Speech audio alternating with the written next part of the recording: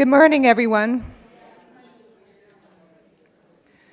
I'm starting our time together with my land acknowledgement. As a settler on Turtle Island, I appreciate that the organizers respected the wishes to have the first words spoken be an acknowledgement of the land and an opening from our speaker, Tina Stevens.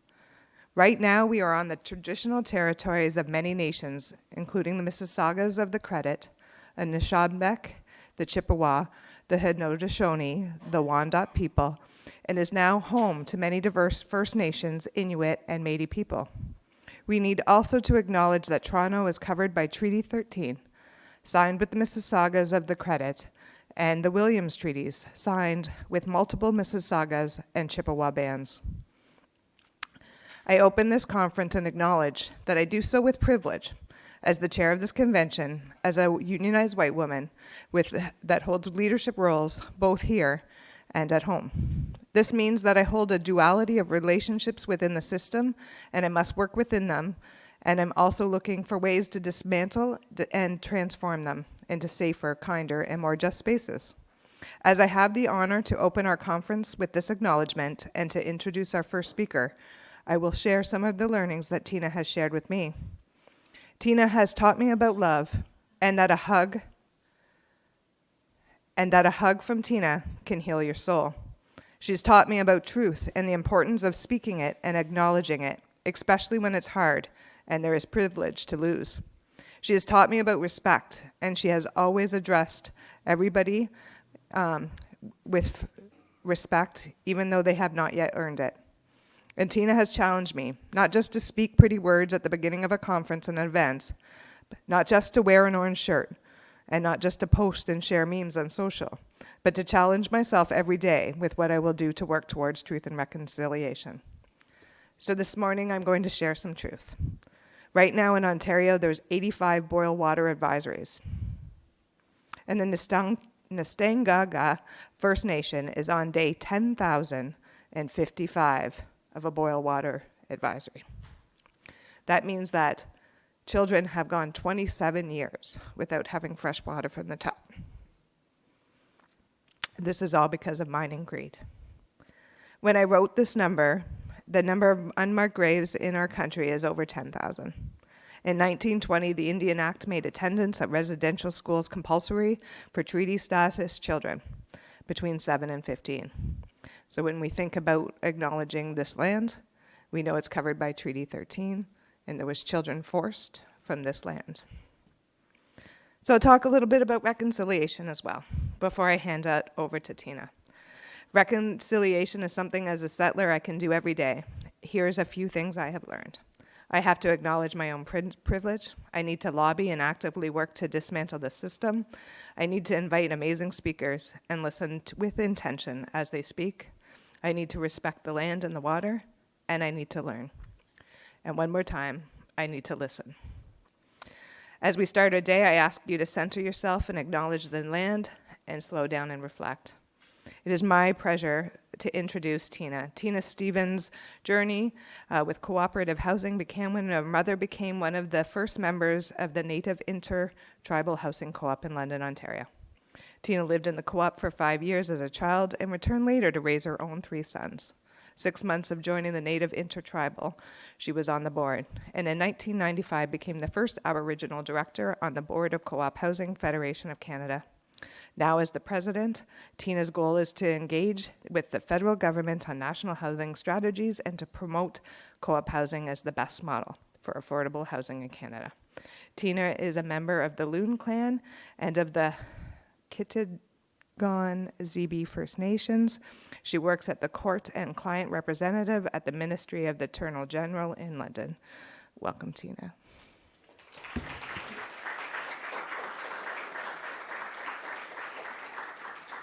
So I'm offering Tina tobacco. When I first asked Tina to speak, I did spread tobacco, but also offering tobacco here. Thank you very much.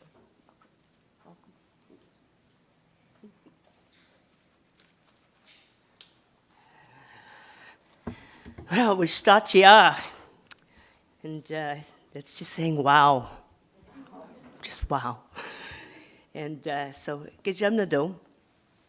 Yêu anh mong anh Maba was Asama, Minwa Noda Wananan, get the Begid Mogam. And that just means that, just to be able to set us off in the right place of being able to offer up our prayers, uplift our thoughts, and to be able to, as Danny had just presented me, of being able to provide tobacco and our hearts to our Creator. Miigwech gere egom, nimishimasanonik, minwa nokamasanonik, jimnago gaijig, nongom yejig minwa, wabang yejig. And that's again being present today. We have to acknowledge that the people that came before us, which were our ancestors. Miigwech manadog yejig nodanang, yejig nabing, yejig shkodeng minwa, yejig aking. Again, being thankful for all of those four elements that sustain us here on Mother Earth, being the winds, the water, the fire, and the earth. Miigwech manadog yejig giwedanang, wabanang, jawanang minwa epingashmak. And so being able to give thanks for those spirits that bring us from all the four directions of the east, the west, and the north, and the south. Daga be wudagwishranang, we minimazyoung. And so just please help us today to be able to live a good life. Right. So as, again, Miigwech, thank you for having me. And so, Mimits, Indigenous cause, Kitiganzibi, Nadunjaba, London, as well as my home, Maung Nadotam, and Anishinaabe. So in terms of for the residential school survivors, my grandmother, who was a residential school student, had passed and unfortunately had been murdered along the way. And to be able to rise up again, to be able to bring our traditions, to bring our languages and our ceremonies back to the surface, which had been hidden for far too long, that we have to practice the little amounts of language that we can. So the Creator and my mother both bestowed upon me little mimits, which means little pigeon. I am from Kitiganzibi, and that is 2 hours north of Ottawa, which basically is into the province of Quebec of Maniwaki. And we also are in terms of the territory for the Parliament Hill itself. And Maung Nadotam, again, that's my clan, the Loon clan. And so as a communicator, there are many positions, and Danny knows me quite well, thank you very much, that I have to communicate with many in many of the roles that I bestow as being secretary. So I'm not only secretary for the London and District Labour Council, as well as the secretary for the OPSU Area Council in Region Number 1, and as well I'm the secretary for the Indigenous Circle for my labor union for OPSU. And so that's the communicator role as a loon.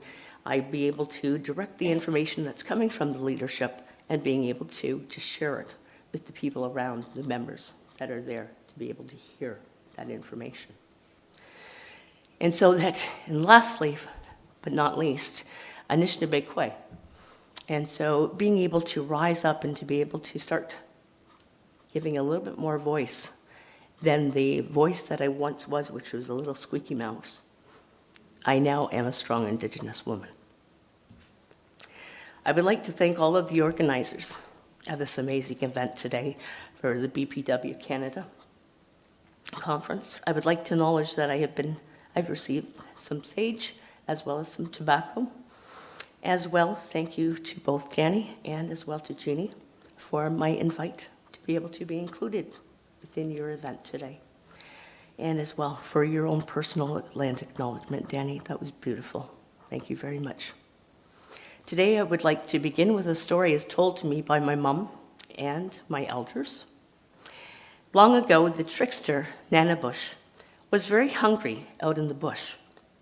He had this idea of how he could get a quick meal. So he wandered down to the lake and saw a bunch of water birds floating around. Nanabush had this idea to call all the ducks and the birds up to his place, where he would host a special and sacred dance for them. Wary of the trickster's ways, some of the ducks thought it might be a trick, but everyone else was going to the dance. When they arrived, Nana Bush had this beautiful arbor set out for them to dance in. He explained to the ducks, "This dance is so special that you must dance with your eyes closed, or your eyes will turn red. This is how powerful this song is." So the birds and the ducks felt very honored. They did as they were told, closed their eyes, and danced around as Nana Bush sang, and drummed a beautiful song. Unbeknownst to the ducks, though, while Nana Bush was drumming loud, and as they waddled by him with their eyes shut tight, he reached out, grabbed one by the neck, snapped the neck, tossed them aside for an easy meal later. Nana Bush was pretty proud of himself. As each duck went by, he would reach out, wring their neck, toss them in the pile, and keep on singing. He was getting a good pile going by this point, but there was one bird. There was a suspicious bird. It was the loon, named Jingbiz. And he decided to go against the rules and take a little peek. Lo and behold, he saw what was happening. He saw that Nana Bush was killing all of his brothers and sisters. So he called out to everyone's attention like loons do. "Wake up, my brothers. He's killing us." Jingbiz cried out. So the ducks opened their eyes and quickly escaped back to the safety of their lake. Jingbiz wasn't so lucky, though. Jingbiz, he stayed to rush them all out, and Nana Bush grabbed him by the neck. He said, "That's it, Jingbiz. From this day on, you will have red eyes." And he kicked him in the butt, and he went flying all the way down to the lake. So are you caught up in the shut-eye dance?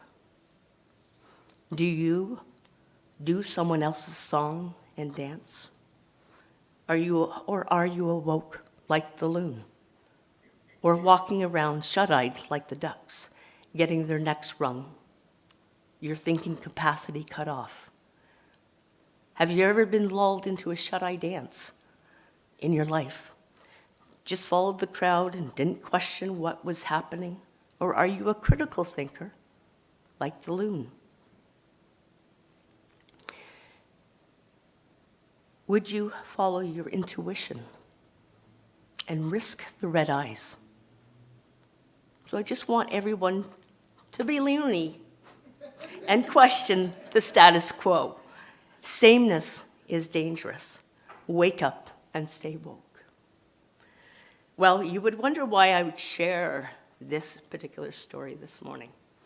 For me, many facets and questions of this story have become very much like family to me as a very strong part of my own life. As a young Indigenous girl, the most important woman in my life was my mom. She set a very high bar and demonstrating you can achieve what you want as long as you put in the effort. So I went along and went as far as I could go in the education system. Literally, by the end, I was shooting for the stars as I began my journey into aerospace engineering at the educational institution, what was previously named Ryerson Polytechnical Institute here in Toronto. But along the way, I discovered it was not a smooth road that everyone told me about. Soon I was learning there were negative aspects, or what people called learning experiences. They instilled great fear into me, though, to continue through with my education, so I stalled. Although the labels weren't connecting, I felt very underrated, dismissed, discriminated against, moreover, experienced the impacts of lateral violence, of people talking about me in the background, basically backstabbing.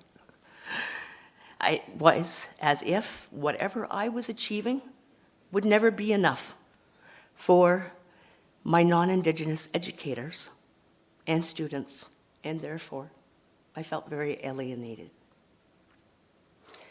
At that particular time, I left Canada for a couple of years and moved to the outskirts of Los Angeles as aerospace engineering was offered at Pomona Polytechnical.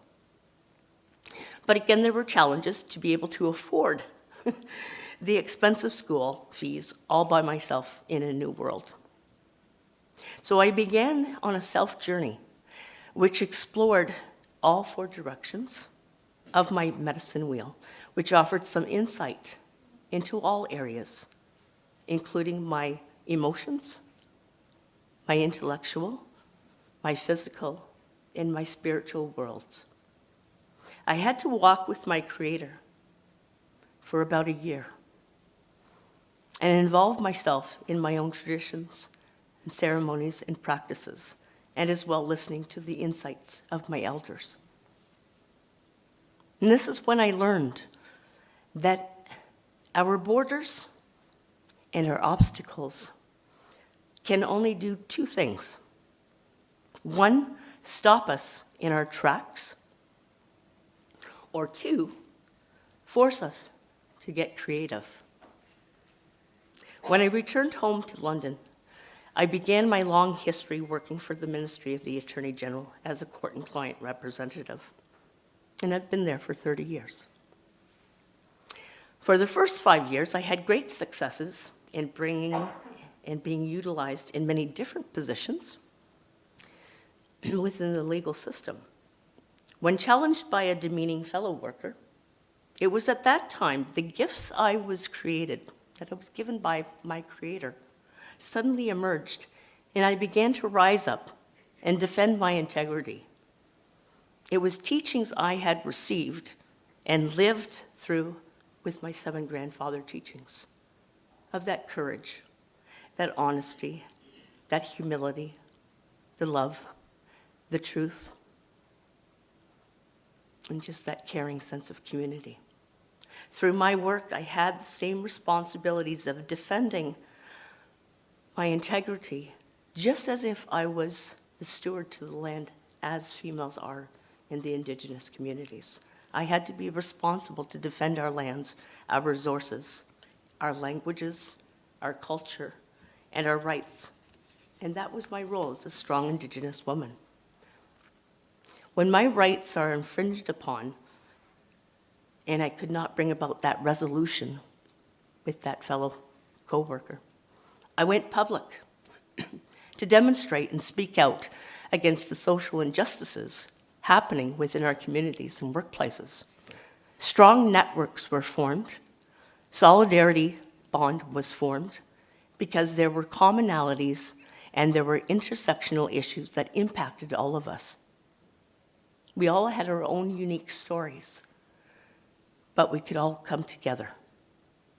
But in the story I shared, it is one voice or one squawker who brings attention to what is really going on.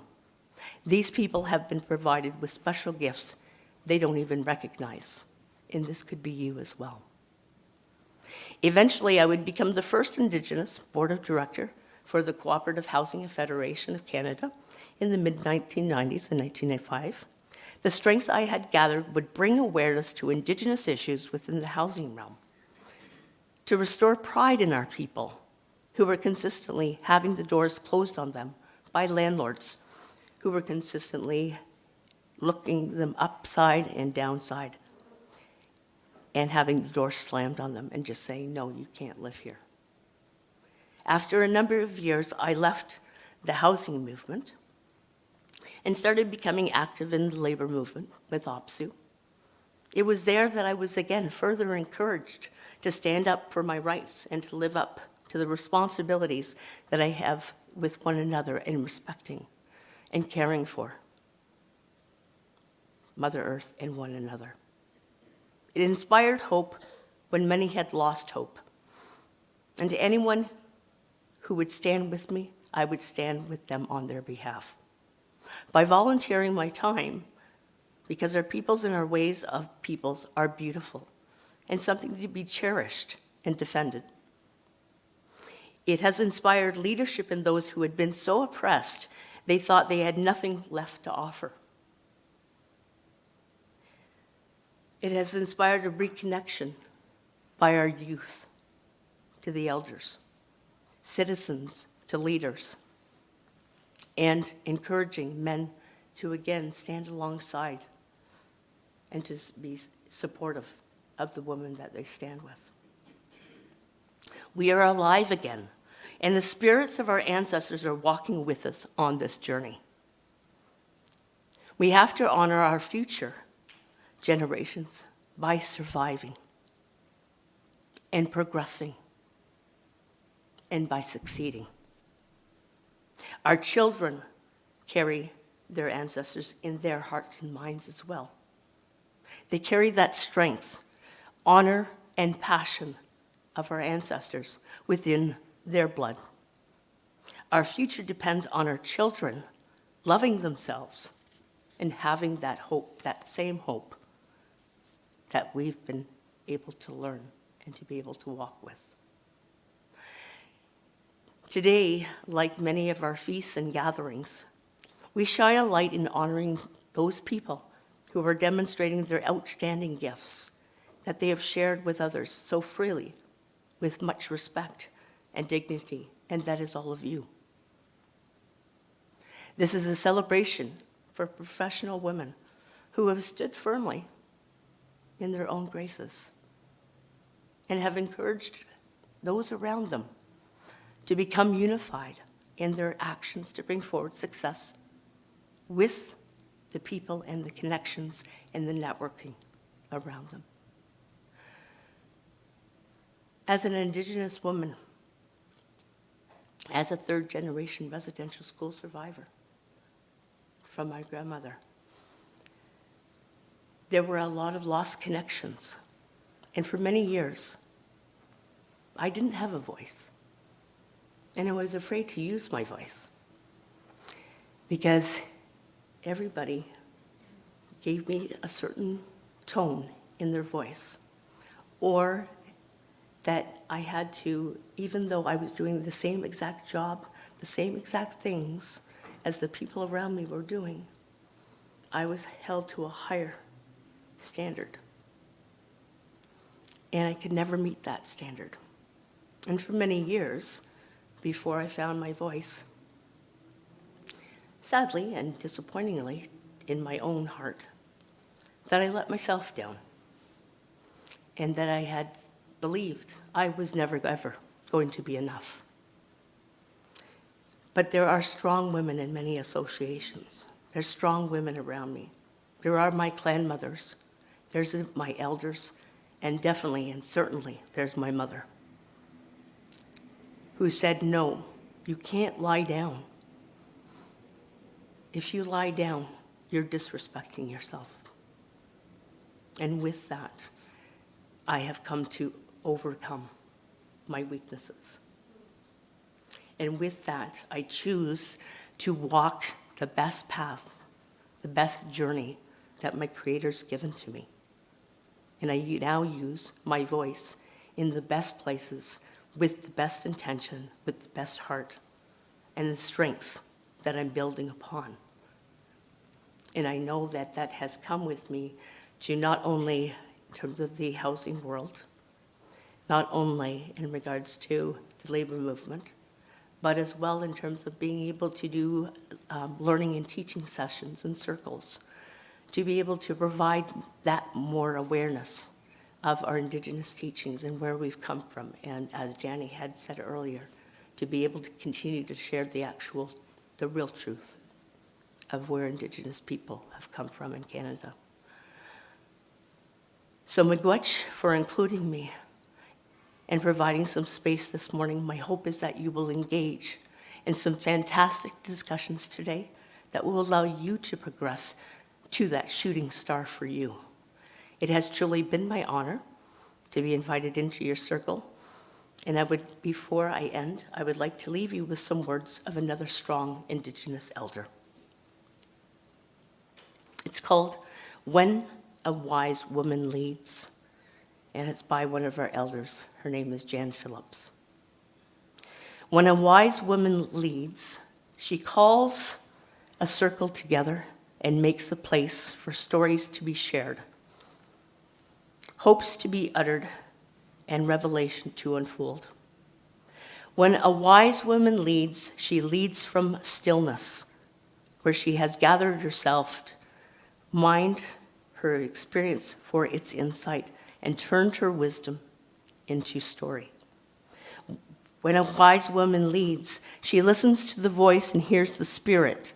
She steps up and out, even when the path ahead is rugged or unclear. When a wise woman leads, she dares to be vulnerable, dares to be real, dares to speak from a place of unknowing. When a wise woman leads, the experience of the journey is as important as arriving. When a wise woman leads, she thinks with her head, ponders with her heart, and decides with her soul. When a wise woman leads, she knows when to leave, when to let go, and when to push on. When a wise woman leads, she speaks with the intensity of fire, the freshness of air, the groundedness of earth, and the depth of the sea. When a wise woman leads, she bears witness to our oneness and chooses what is best for the common good. When a wise woman leads, she bears witness to our oneness and chooses what is best again and again for the common good. She is a tempest against injustice, a torrent of hopefulness, a wellspring of wisdom.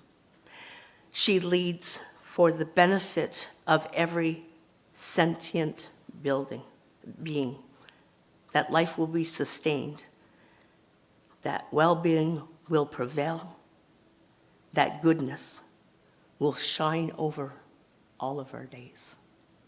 Miigwech.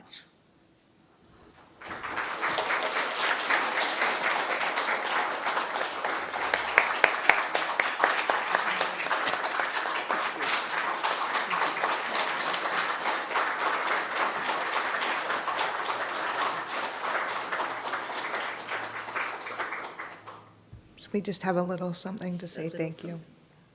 And so thank you for opening our conference. Thank you very much.